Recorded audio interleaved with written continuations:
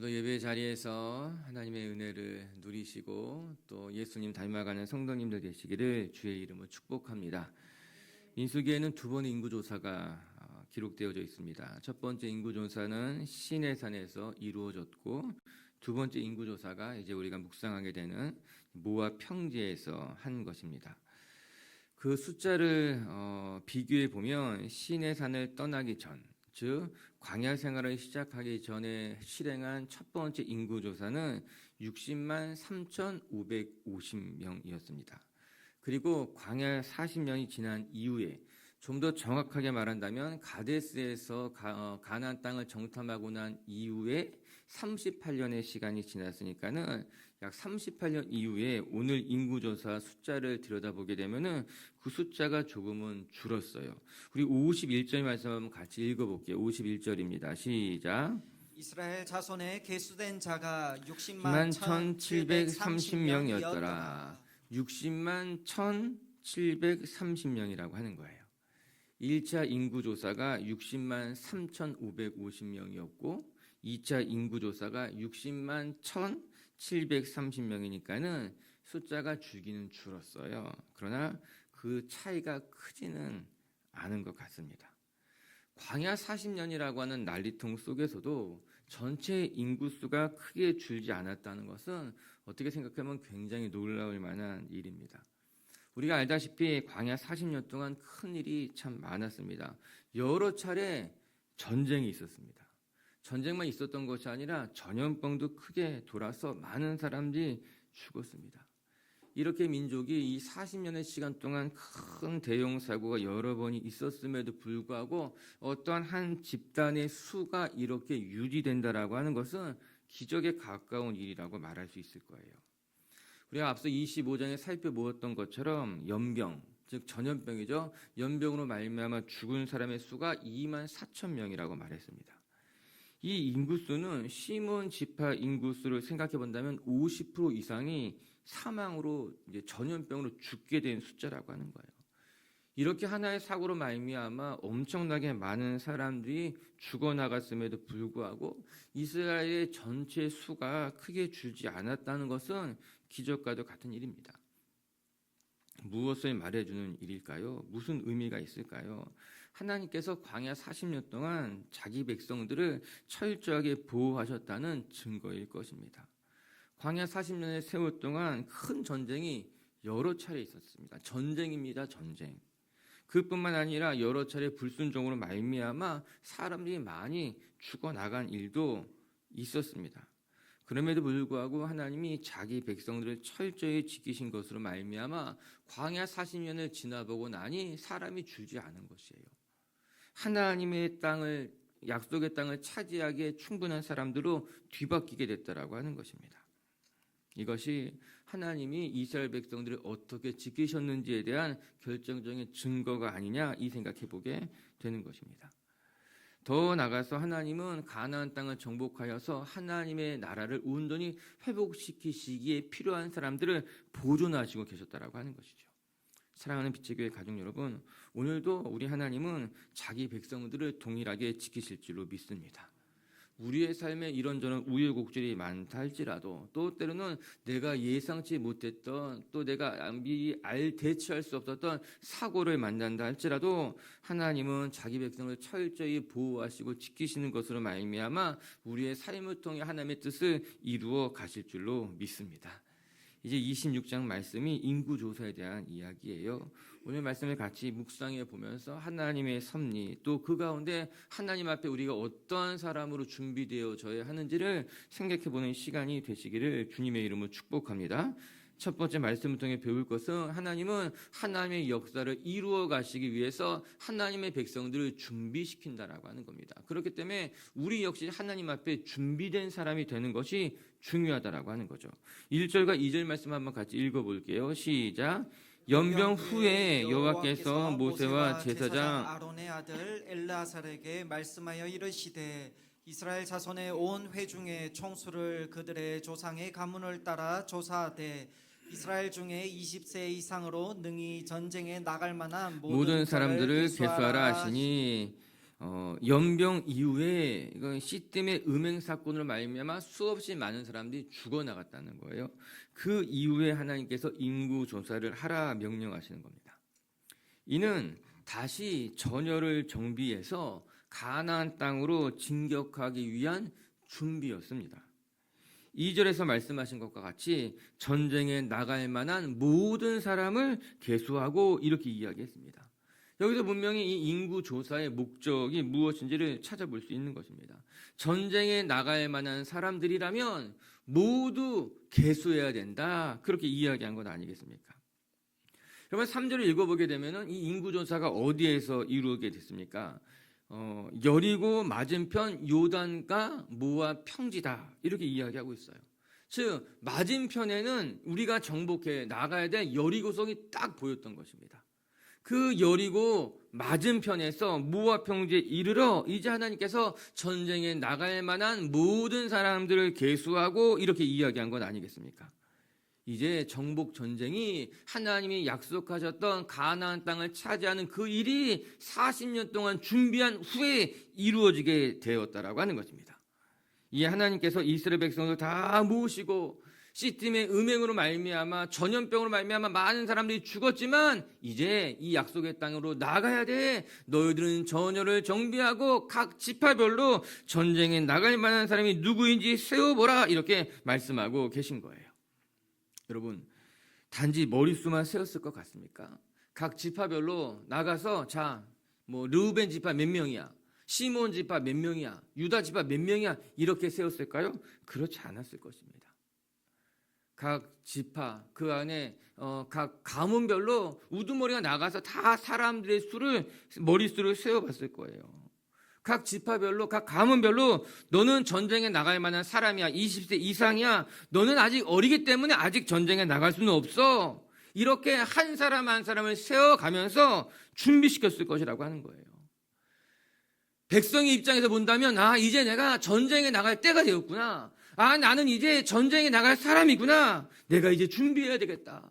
우리 집에서 우리 아들이 전쟁에 나가야 되겠고 우리 남편이 전쟁에 나갈 때가 되었구나. 이제 우리 가정이 같이 준비해야 되겠구나.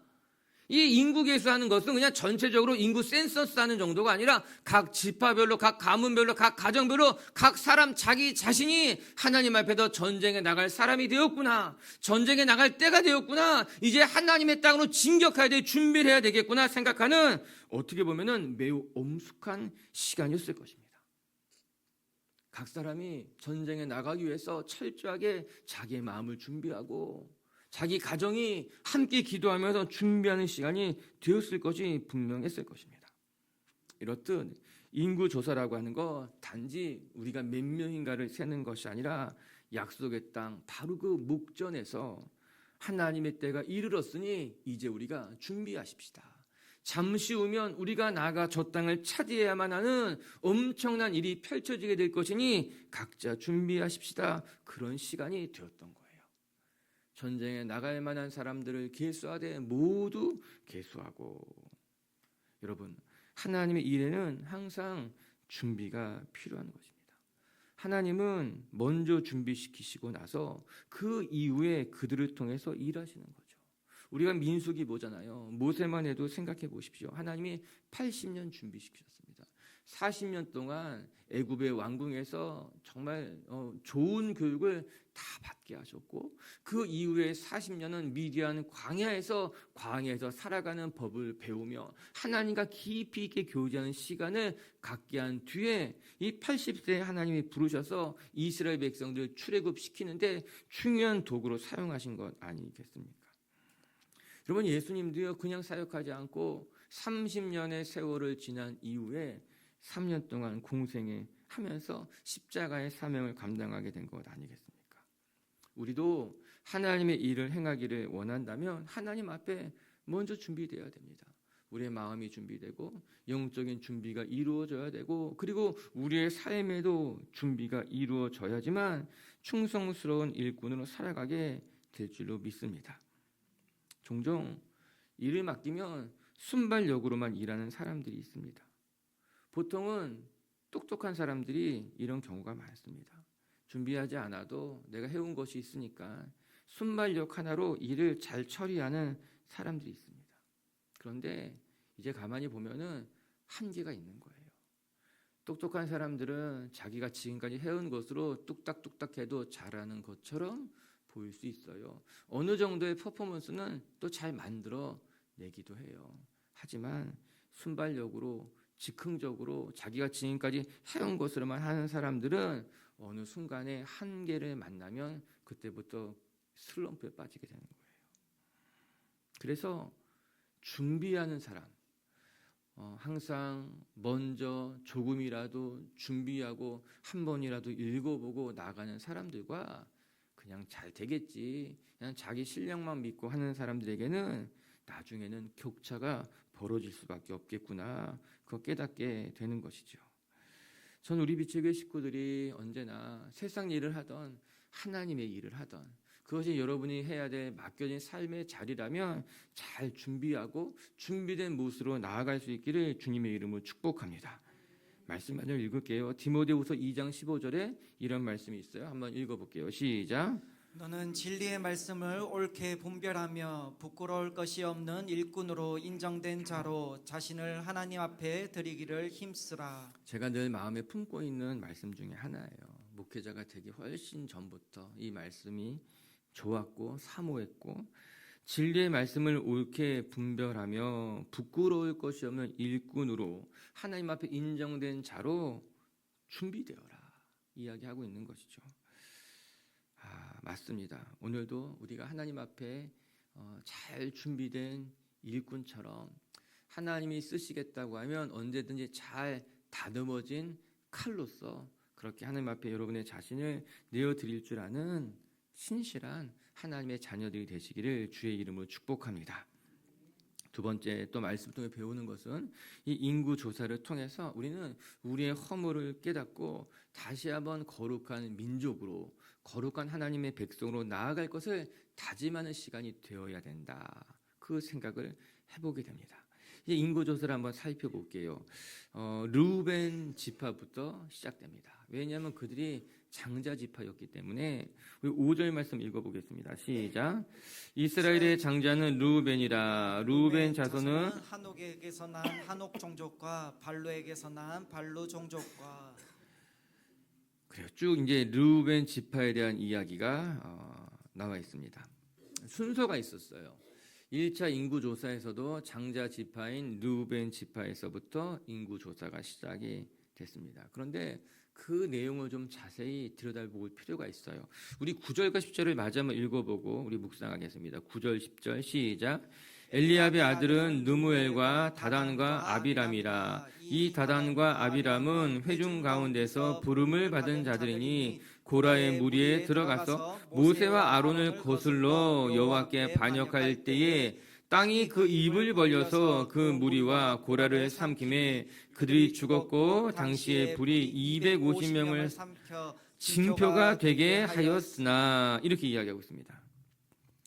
엘리압의 아들은 누무엘과 다단과 아비람이었는데 그들이 어떤 일들이 있었는가? 그들이 고라 일당과 합력해가지고 모세와 아론을 거슬러서 여호와를 반역할 때에 그들이 가담했다, 이 이야기를 하고 있는 겁니다. 그래서 땅이 그 입을 벌려가지고 250명을 삼켰다는 사건을 기록하고 있습니다.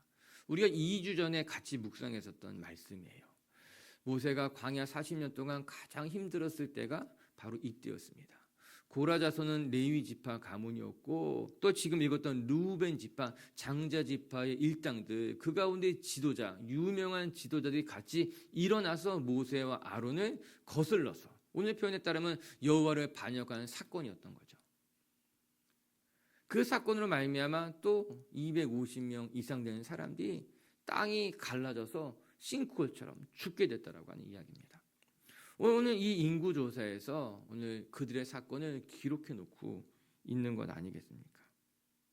흥미로운 일이죠. 왜 이 인구 조사에서 그들의 이야기를 기록해 놓았을까라고 하는 것입니다. 인구 조사가 단지 숫자만 세어서 기록하려는 것이 아니라 이 인구 조사를 통해서 우리가 배워야 될 교훈들이 있다는 것입니다. 이 인구 조사를 통해서 우리는 이스라엘 백성들의 허물을 낱낱이 보게 되는 것이죠. 그리고 두 번 다시 같은 죄가 반복되지 않도록 하나님이 기록해 놓으라 말씀하신 것만 같은 거예요. 여러분, 성경을 읽다 보면 족보장이 나옵니다.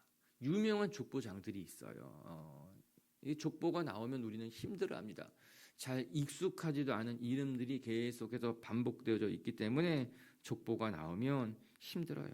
그런데 오히려 그 반대로 성경에 족보가 딱 등장하게 되잖아요. 그러면 중요한 것이다 생각하면 맞습니다. 하나님이 그냥 이름을 나열하지 않습니다. 그 족보가 가지고 있는 의미가 있기 때문에 그 족보를 거기다 딱 갖다 넣는 것이에요. 인구 조사도 그와 동일합니다. 그 인원을 쭉 세워 넣는 것이 의미가 있기 때문에 세워 넣는 것이죠. 중요한 것입니다. 오늘 성경은 르우벤 지파 가운데, 특별히 그들 가운데 아들들이 이 엄청난 여호와의 반역에 동참하였기에 그것을 기록해 놓고 두 번 다시는 그 죄를 반복하지 못하게 한다는 겁니다.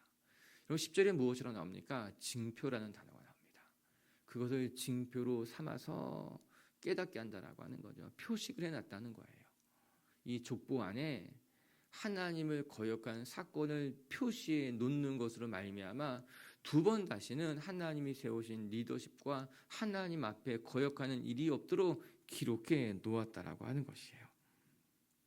오늘 이 말씀이 이스라엘 백성들에게만 징표가 되는 것이 아니라 우리들에게도 징표가 되어서 동일한 죄에 하나님을 반역하는 어리석은 일들을 범하지 않은 저와 여러분들이 되시기를 주님의 이름으로 축복합니다. 그뿐만 아니라 12절부터는 시몬 지파가 기소되어져 있어요. 우리 시몬 지파만 살펴볼게요. 우리 12절부터 14절까지 읽어볼게요. 시작. 시므온 자손의 종족들은 이러하니 느무엘에게서 난 느무엘 종족과 야민에게서 난 야민 종족과 야긴에게서 난 야긴 종족과 세라에게서 난 세라 종족과 사울에게서 난 사울 종족이라. 이는 시몬의 종족들이니 계수된 자가 22,200명이었더라. 그 시몬 지파를 계수해 보니 22,200명이라 이렇게 이야기합니다. 1차 인구 조사의 수와 비교해 보는 것도 재밌을 것 같아요. 1차 때는 시몬 지파가 몇 명이었는가 하면은 59,300명이었습니다. 반면에 오늘 읽어보게 되는 2차 인구 조사 때는 놀랍게도 약 40% 이상이 줄어든 22,200명이 되었다라고 하는 것입니다. 다른 지파들과 비교해서 생각해 보면은 이제 성경책에 이제 다 적어놨어요. 거의 대동소이합니다. 인구수가 조금 줄거나 조금 는 지파들이 있었을 뿐이에요. 사실 대부분의 인구수는 조금씩 늘었다고 말하는 것이 맞습니다. 그런데 시므온 지파만은 안타깝게도 인구의 약 1차 인구조사 때와 비교해 보면은 40% 가량이 줄어들게 된 것입니다. 왜 그랬을까요? 지난주에 묵상한 것과 같이 시딤의 음행에서 24,000명이 죽임을 당하게 된 겁니다. 24,000이란 인구수와 비교해 본다면 시딤의 음행으로 말미암아 시므온 지파 24,000명이 죽었고 남은 인원이 22,200명이라고 한다면 거의 반 이상이 죽은 거예요. 그 연병으로 말미암아. 시딤의 음행으로 말미암아 치명타를 받은 지파가 시므온 지파라고 하는 거죠. 그래서 인구수가 반이 죽어나간 거죠. 엄청나게 많은 수가 그 죄로 말미암아 죽어나갔다라고 하는 것입니다. 1절의 말씀을 다시 생각해 보면 1절은 이렇게 쓰여 있어요. 연병 후에 이 인구조사 시작했다는 겁니다. 시딤의 음행 사건 이후에 하나님이 다시 인구조사를 하니 이 일로 말미암아 시므온 지파가 반 이상이 죽어나가게 됐다. 시딤의 사건이 무엇입니까? 바알 부올에 부속된 일, 음란한 일을 행하는 것으로 말미암아 우상 숭배에 참여했던 그 일로 인구의 반이 죽어나가게 된 것을 오늘 이 인구 조사를 통해서 발견하는 거예요. 그리고 기억해야 된다라고 하는 것입니다. 역사가 주는 교훈이 있습니다. 그리고 그 교훈은 우리가 기억해야만 하는 것이에요. 흔히 하는 말이 있잖아요. 역사를 잊은 민족에게는 미래가 없다. 그 말 맞습니다. 우리가 왜 구약을 공부하는 것일까? 다른 나라 민족의 이 과거의 이야기를 우리는 이 이스라엘 민족의 역사를 통해서 하나님을 배우게 되고 그들의 실수를 우리의 삶에 반복하지 않기 위해서 이 구약 이스라엘 역사의 민족의 역사를 배우고 그 속에서 일하신 하나님을 발견하려고 하는 것이죠. 오늘도 여러분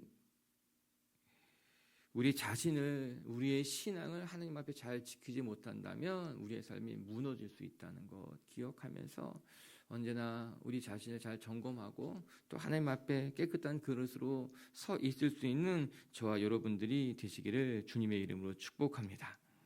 말씀을 정리하십시다.